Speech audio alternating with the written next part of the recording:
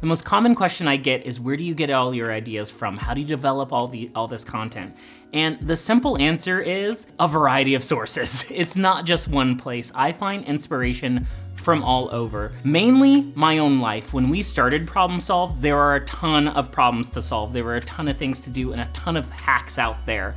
So we had to test and vet them. And I say we because I work with a team. All of us kind of combine our forces, combine our lives and lifestyles to find hacks, tips, information, techniques that are helpful to everybody. Really, it just comes down to what's interesting to us, what we think is a good solution out there, and what problems are we tackling in our daily life. And it really is that simple sometimes. If it's unique and interesting to us, it'll be unique and interesting to our audience. Usually it starts with a topic or theme and it kind of grows from there. So I'll say, oh, I wanna do something in the kitchen today, and I saw this one hack about like cleaning our sink.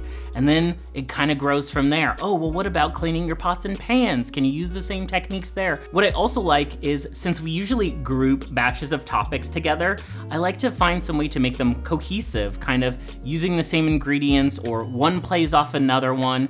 So we tend to do that a lot, where one tip, one topic, one trick inspires another one and kind of pairs with it. So there are multiple parts of kind of one big tip, but we break it down. So we look in the closet and we say like, well, how can we organize the closet? How we can keep the clothes cleaner? What can we use that hanger for? So it really is kind of taking a topic and expanding upon it. And throughout the year, there's of course new events, activities, things to do. So we're looking at upcoming holidays, what's coming up, what can we anticipate that people will be interested in.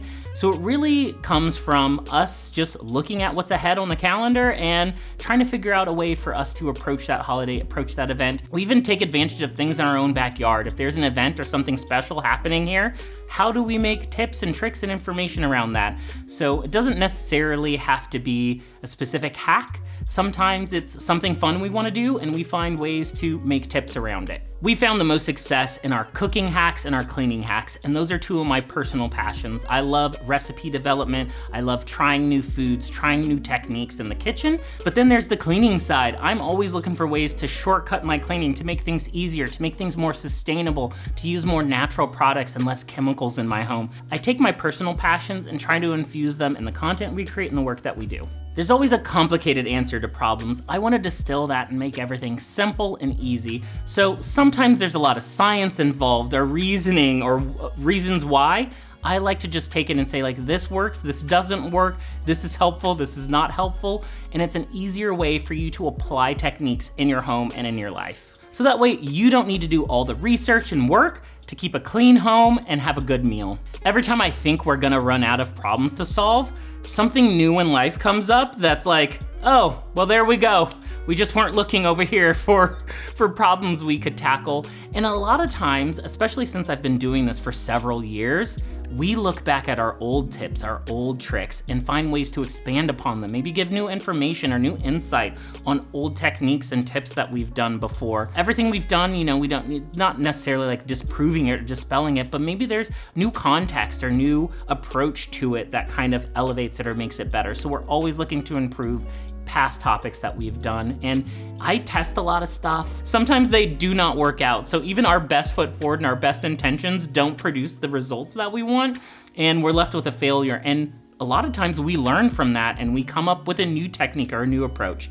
I just did this coffee jelly recipe that came out like utter garbage, and I was really disappointed because I really believed in the process, and I've made gelatins and I've made things like this before. Just in this application, it didn't work out the way I wanted to, so here we are, redeveloping the recipe, redeveloping the process so that what we're giving to you is something good, quality, and fun, and easy to follow. And just when you thought you've done it all, we discover new rabbit holes and new opportunities. It's always just looking forward to the inspiration that's out there, looking forward to, there's always, I always say this is my go-to line. I said, as long as humans exist on this planet, there will be problems to solve.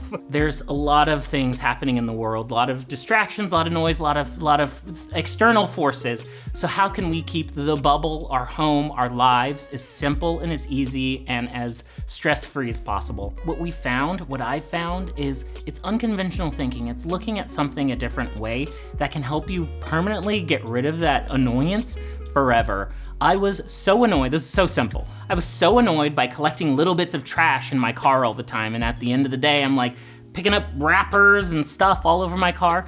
I got a little tiny trash can for my car. All the trash is now in one place. I can empty that out. There's not bits and pieces all over. So it's just like the little things that provide some peace of mind, some clarity and convenience in your life, that instead of you getting into the routine or the habit of just fixing something over and over and over and over, change it, look at it in a new way, think differently, think unconventionally, and then you never have to worry about that problem again. We tend to make poor decisions when we're annoyed or frustrated in the moment instead of being mindful, taking a minute, taking a step back, looking at the problem a different way, and then tackling it.